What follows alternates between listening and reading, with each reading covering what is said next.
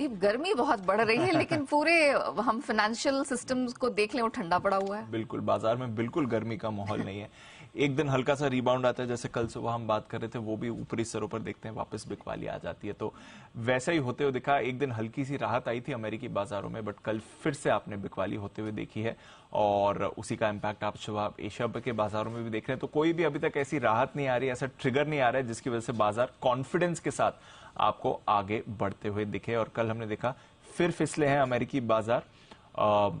डाउ करीब 230 अंक लुढ़क कर दिन के निचले स्तर पर बंद हुआ।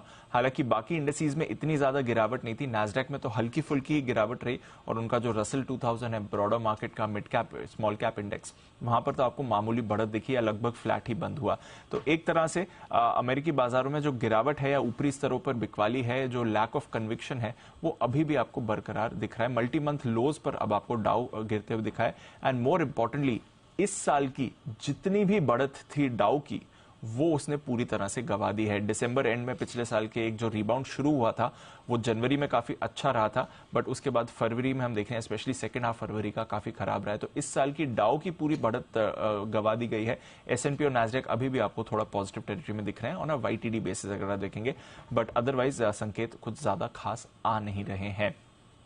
बॉन्ड यील्ड ये अभी भी बढ़ी हुई है, 3.95% के करीब है, ऑलमोस्ट 4% के पास जाती हुई आपको दिख रही है, क्योंकि लगातार बाजार में डर बना हुआ है कि फेड आगे दरें बढ़ाएगा जिस तरह से डेटा आ रहा है।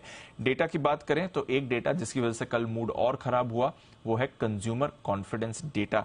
ये हमने देखा 3 महीने के निचले स्तर पर आपको आते हुए दिख रहा है। तो अनुमान अच्छा नहीं आ रहा है कि आगे जाकर इकोनॉमी अच्छी रहेगी, बट इन्फ्लेशन के लिहाज से जो भी डेटा आ रहा है वो संकेत कर रहा है कि रेट्स आगे और बढ़ेंगे। तो दोनों फैक्टर्स को कंबाइन करके बाजार फोकस नेगेटिव पर ही इस समय कर रहा है और इसलिए आप देख रहे हैं कि लगातार गिरावट जारी यहां पर है।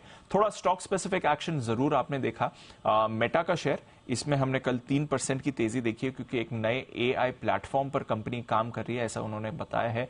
टारगेट के कल नतीजे आए थे, अनुमान से बेहतर रहे नतीजे। स्टॉक में आपने 1% की बढ़त भी आते हुए देखी। तो थोड़ा स्टॉक स्पेसिफिक एक्शन रहा, बट ओवरऑल बाजार का मूड माहौल तो खराब ही है और डाउ में तो आपने गिरावट भी देखी ही थी।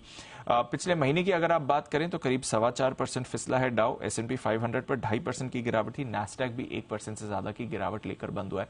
तो फरवरी का महीना यूएस बाजार के लिए अच्छा नहीं था। जनवरी के बढ़िया रिबाउंड के बाद फरवरी में आपने वापस ऑन अ मंथली बेसिस कमजोरी लौटते हुए देखी है।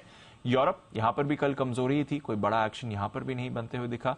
थोड़ा ब्रॉडर मार्केट्स, अगर कमोडिटी मार्केट्स की बात करें तो यहां पर एक अच्छी बात है, डॉलर इंडेक्स 105 के नीचे है, तो थोड़ा निचले स्तरों पर कमोडिटीज को सहारा मिलते हुए दिख रहा है। सोना 1830 के पार आपको कल जाते हुए दिखा, फिलहाल 1830 के थोड़ा नीचे ट्रेड कर रहा है, बट ओवरऑल एक हल्का रिबाउंड सोने में आपने जरूर आते हुए देखा है। उसके बाद आप देख रहे हैं सिल्वर में थोड़ा एक्शन बनते हुए दिखा है। कच्चे तेल में हमने कल 2% की मजबूती देखी, 83 के आसपास ब्रेंट है इस समय, और चीन से मांग बढ़ने की उम्मीद से हमने देखा है कि कच्चे तेल में थोड़ा एक्शन आया है। नेचुरल गैस लो पिछले कुछ दिनों से आपको एक्शन में दिख ही रही है। इसके अलावा कॉपर और जिंक, यहां पर आपने लगातार दूसरे दिन खरीदारी देखी है। हालांकि कल हमारे बाजारों में मेटल स्टॉक्स में तो आपने बड़ी गिरावट देखी, बट थोड़ा थोड़ा प्राइस रिबाउंड आपको बेस मेटल्स में आते हुए दिख रहा है। एग्री कमोडिटीज अभी भी सुस्त है, यहां पर अभी भी आपको लगातार गिरावट दिख रही है। तो ओवरऑल कोई ऐसा नया पॉजिटिव ट्रिगर नहीं आया बाजार का, बट हाँ, जो सुस्ती का माहौल बना हुआ था वो अभी भी बरकरार है और अमेरिकी बाजारों में आपने उसी का रिफ्लेक्शन देखा है। चलिए दीप, थैंक यू सो मच वो पूरी डिटेल्स दर्शकों के सामने रखने के लिए।